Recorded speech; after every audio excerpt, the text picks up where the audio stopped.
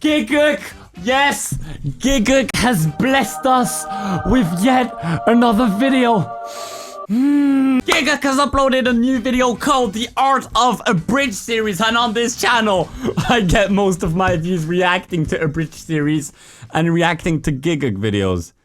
And Gigguk just uploaded a video on Abridged series.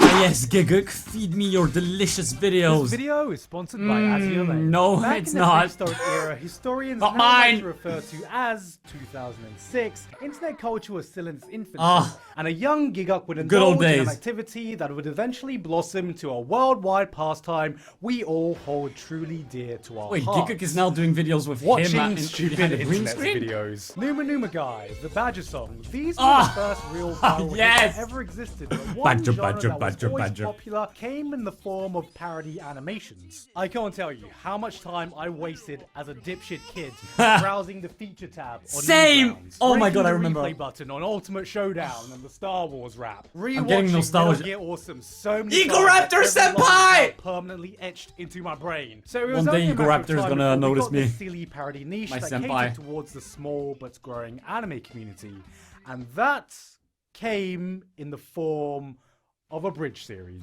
Abridged series were the staple of anime. I'm thinking of parodies on making my YouTube. own. Above AMV creators, above fan dubbers, above cover artists, above anime reviewers. If you had a popular Abridged series, you were the rock stars of the anime fandom. These are people that I looked up enough to that even I got influenced to try to have a little dabble in abridging, even if I didn't fully dive into the community. So today I wanted to make a video spotlighting the history and evolution of Abridged series. And Oh, that's start gonna my be own little dope. appreciation thread to everyone that took the time to become a part of this community and even inspired me directly in some of the content. Oh, that I've yeah. made. It's I kinda long. think There we go. a good place to start with is the beginning. Thanks!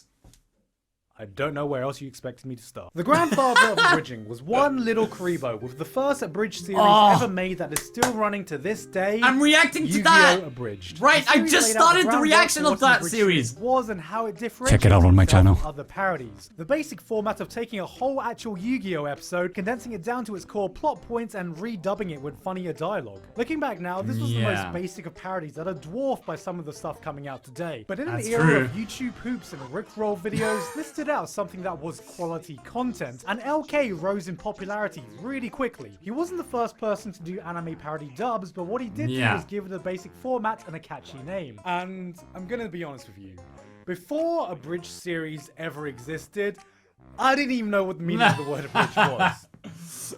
Look at his face! Fuck off, Siri, nobody asked you. What this meant is that others could replicate this format to other shows, which they did. But this was the Wild West of abridging, where acceptable quality equated to shouting as many references as you could into a $5 Walmart's mic with the odd musical montage. Which, of course, meant you had the theme of You Spin Me Round by Dead or Alive. No, and of course. the characters I spinning see that in Try Not to Laugh. You had with our AMVs and our memes. And why did everyone use this fucking song? What was so funny about it? Abridged Nothing. series was some of the only anime-related content on YouTube at the time. You know, when you weren't just straight up watching anime illegally uploaded into three Good old separate parts. times. I remember. Fuck Crunchyroll. This was the real anime streaming service. Even so, a few series managed not to stand wrong. out thanks to their quality of writing and voice acting that was a cut above the rest. You had Masco X and Vegeto 3986 doing Naruto, Lani Pator doing Yu Yu Hakusho, HBITK's Berserk, Kaiser Neko with Lupin III, Takahata 101's G Gundam, and Megami 33 doing Sailor Moon. If these names sound familiar to you, it's because many of them would go on to become the founding fathers for the group that would change the abridging Team scene 4-star. forever. Yeah, boy! Dragon Ball Z Abridged premiered by the group Team 4-Star, who was essentially a supergroup formed by Taka, Lani, and Kaiser hell yeah, with the dude. voice help from everyone else I mentioned. And I remember when they first announced this, I was Same. hype as shit. I remember You had the first abridging episode coming superstars out. assembling to tackle one of the most beloved anime franchises in the West. They were almost like the Avengers of abridging before Avengers even came out. Oh, god damn it! Now, I don't know who that makes Thanos in all this, but Whoever strikes the toy animation. Yep, there you go. No, not episode 50. I remember. Didn't they sort it out? I thought they did. Maybe not. With such a dream team of content creators coming together to work on a project, expectations were high.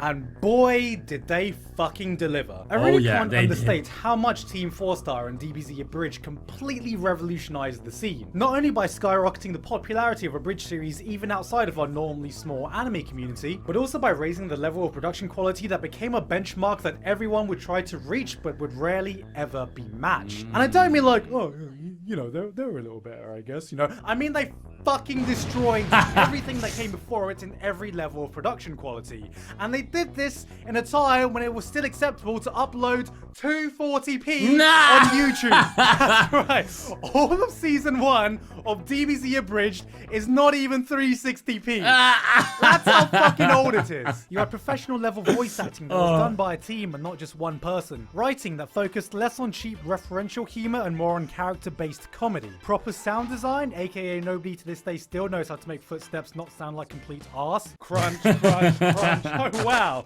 I didn't know my characters were walking through a fucking road of Kellogg's Frosty. And competent visuals, which of course means the bane of every Abridger's life.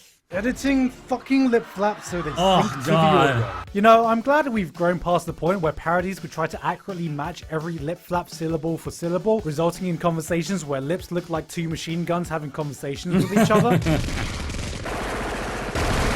But even with the more natural dub look, it's still one of the most time-consuming parts of the process. So on behalf of every Abridger, I would like to personally thank everyone at Team 4-Star, but especially the incredibly talented chief editor Kaiser Neko for revolutionizing the editing techniques that many of us employ in our Abridged work today. And draining so many hours of our lives syncing up lip flaps, you know, making us sit through days of opening and closing lips and closing again. It's horrible. The same 3 fucking frames over and over and keyframing the lip flaps and finding missing lip flaps and color correcting lip flaps. Why did you do it, Kaiser? Why? Do you hate us? Is that it? From there on, everyone changed, and the Abridged series became a household name. Abridging eventually just became a synonym for dubbed anime parody, which didn't even always abridge a show. You'd find plenty of parodies that were even longer than the source material it covered, or videos that didn't have anything to do with the plot. It's like some idiots didn't even know what the meaning of the word abridged was. Shorten. Fuck off! This was at the height of its popularity, and it got a bit oversaturated. You could have 5 different people working on separate Abridged series for the same show, and every anime under the sun had an Abridged series a slap on Titan. even though 90% of them were complete shit. Because of how widespread it was, it's kind of hard to pinpoint any group or individual who stood out, because there were just so many different people doing so many different things, but there were a few who managed to make a name for themselves. The schmucks one. One of the first person who was able to differentiate himself with a unique style that put every viewer at risk of catching ADHD. Non-piece. A lot of you guys requested that. I mean, I'm at SOOOO. What store are you in? I'm at the soup store. Why are I you remember buying this. clothes at the soup store? Fuck you! And it was fucking amazing. But aside from him, you had other people like Flareos, Danganronpa Abridged, Octopath, 50% Octopimps, 50% off, Pokemon Bridged, Dub of the North Star, and so many other people that I'm not going to be able to name in this video. You even I'm had thinking some of to making get my to own, this as I little series said. called Ava Bridged. Tell me if that's a good idea in the Everyone remembers Ava Bridged. comment section. Not that many people remember Ava Bridged. Nobody remembers Ava Bridged. I don't remember Ava Bridged. Can't wait for the top comment of this video to be when's the next Ava Bridged. Because projects got more ambitious, it became much more common practice to have teams working together, and I feel this is where the abridging community really started to form, which, in my eyes, started the second wave of young abridgers. You had people that specialized in writing and editing. You had the species known as voice actors, who were easy to spot in the wild because they all had the letters VA at the end of their username. This is no shade thrown at anyone at all, by the way. Everyone did it. I mean, how am I supposed to know if you do voice work if you don't have the letters VA at the end of your username? Then there was also the rare mineral that would surface every now and again. A female voice actress who would then go to voice in about 20 different series because there were only about 5 of them at any given time. The presence of this community generally pushed the overall quality of abridging to an all-time high because you had creators sharing advice and resources. Even if no one reached reach the quality of Team 4-star, you can have really small creators churning out high quality stuff, and newbies improving incredibly quickly due to the advice and information that was available. The last series I want to talk about is Sword Art Online Abridged by Something Witty Oh, Entertainment. yes! To me, SAO Abridged encapsulates how far abridging can go. They are the only group that to me have maybe even surpassed Team 4-star in terms of production value, because it's the only series I know of that completely rewrote its source material to make it by far a better series than the original product. Yes, it was based on. exactly! From writing to characterization, SAO Abridged is just straight up a better version of SAO. I agree. And nobody even needed to glom 2 years worth of semen. So with that all said, where is abridging today? While it would be presumptuous to say that abridging is dead, I think it's pretty clear that it's well past the heights of popularity it used to have, and I can kind of explain why. Firstly, there was one obvious problem. You know that moment when you spend weeks baking a pie, and then just as you're about to show that pie off to other people, someone smacks it out of your hands and goes, "No! You can't show that pie to other people. You don't own that pie. I own that pie." And then they start dancing on it until all that's left is your broken pie-related hopes and dreams that you're never ever gonna get back.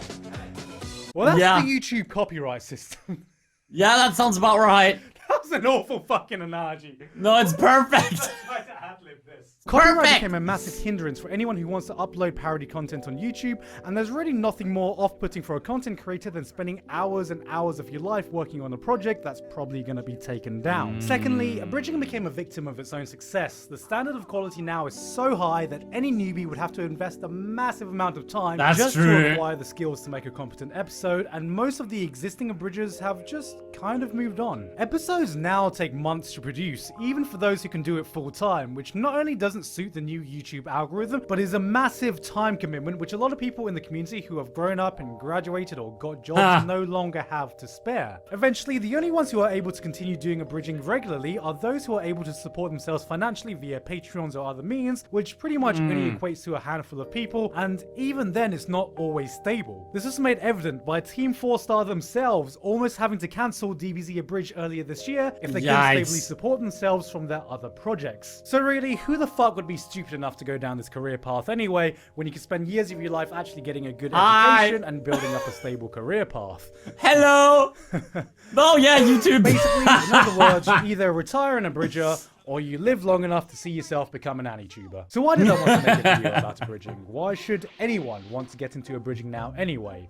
Well, speaking from personal experience, abridge and parody work is some of the most rewarding content I've ever had the pleasure of working on. It is a ridiculous amount of work, but when it comes together, there is no other feeling like it. And with this entire community, there is so much genuine talent and skill that goes behind making a good abridged series, but that's so easy to forget behind the funny memes and catchphrases, and I wanted to remind people of that. To prove this, you need look no further than those who have been able to use abridging as a stepping stone for bigger things, namely LK and the guys at Team 4-star, who have not only gotten opportunities to become a part of this industry doing professional voice work, but has also paved the way for someone like myself to be able to make a living doing anime content on YouTube, which I couldn't be more grateful for. Team 4-star are just on the cusp of releasing their first officially dubbed anime hells, and for a group that started off by doing silly anime parodies, that's pretty fucking awesome. Yeah, that's overall, amazing. Long-form abridged series may be nowhere near as prominent, but anime parodies are just as strong as ever. Abridging didn't really die so much that it just evolved back into anime parodies, whether that be the occasional one-shot or a slight twist to the formula. So if anyone feels inspired or wants to binge on some parodies right now, like my AMV video, I'll put a playlist in the description for some of my favorite works, old and new, that I think deserve a bit more love. I would love to see more people get into abridged and parody work because it's fun as fuck, and I will never tire of a good parody. So if my talk about time sinks and lip flaps put you off, don't worry, I will teach you a shortcut I've learned from all these years that will guarantee to save you some time. It's pretty simple, you see. The first step is just to put the audio you need to sync in your timeline in whatever editing software you choose. Then the next step is just to simply... There are no shortcuts, my friend. Hey guys, hope you enjoyed the video. Oh, let's go. Whoa. Well, guys, that was it. Oh my god, the Art of Abridged series. This video is so interesting, and it's actually super interesting for me because I've told you guys this on my Twitch live streams. I'm really thinking of making my own fucking Abridged series since I've reacted to so many and I'm so into it. I'm in the community, you know. So I was thinking of making my own. Tell me what you think in the comment section. Tell me if you think that's a good idea, if you would watch that. This didn't demotivate me. Quite the opposite, actually. But anyways, see you guys next time Gigguk uploads a video so I can react to it and leech some views.